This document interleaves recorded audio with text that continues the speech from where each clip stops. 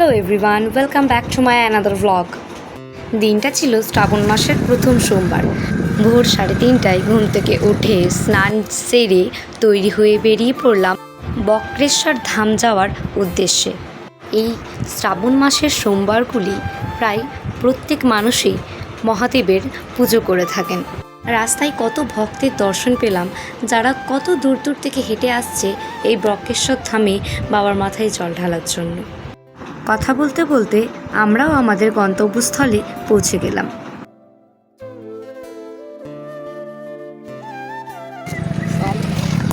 এখানে তোমাদের গাড়িটা রাখা হয়েছিল।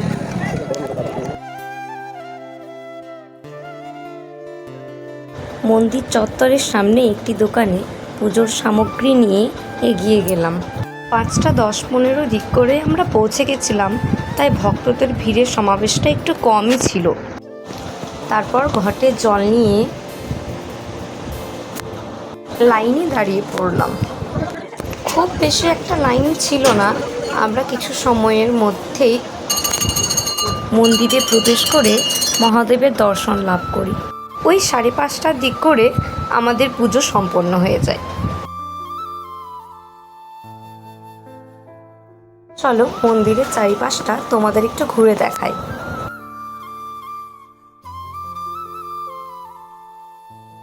বক্রেশ্বরে যে উষ্ণ বা গরম ফুটন্ত জল দেখা যায়, সেটা দেখার জন্য আমি খুবই উৎসুক ছিলাম, কারণ এর আগে আমি কখনো দেখিনি, শুধু শুনেছি। তবে এটা সেই গরম জলটা নয়, চলো তোমাদের ঘুরে দেখাই। এই যে সেই এখান দিয়ে প্রবেশ করলে ফুটন্ত জল দেখতে পাবো, কিন্তু এখানে প্রবেশ নিষিদ্ধ ছিল। ভেতরে বিভিন্ন রকম কাজ জ্বলায়, তাই অনেকে স্নান করে আসেননি। এখানে স্নান করবে বলে কিন্তু ওনারা প্রবেশ করতে পারেননি। কিন্তু আমি তো ফুটন্ত জল দেখবই, তাই মন্দিরের পেছন চত্বর দিয়ে আমি গরম জলটা দেখেছি এবং একটা ভিডিও ক্লিপ নিয়েছি। তবে এখানে জল সব থেকে গরম নয়। এই যে স্থানটি, এখানে জল সব থেকে গরম। এখানে জল ফুটছিল। এটাও গরম জল ফুটছে, এটা সব থেকে বেশি গরম।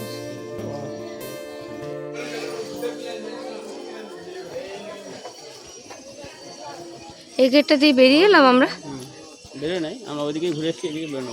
হ্যাঁ, তো আমি জানি এদিকে তো আমি ভুলে গেছি। দুধ কুণ্ড না দুধ পুকুর কি বলে এটা?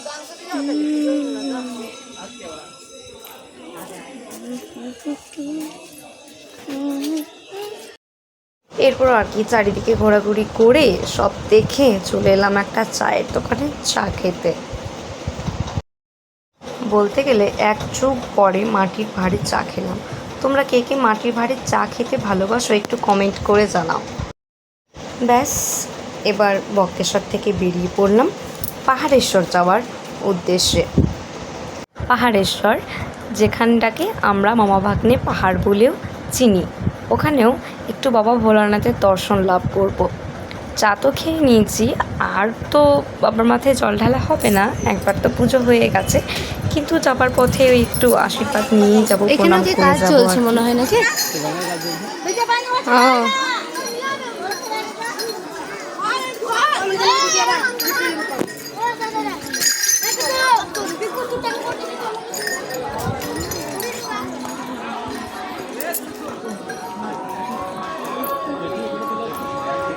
হ্যাঁ, তুলছি তো।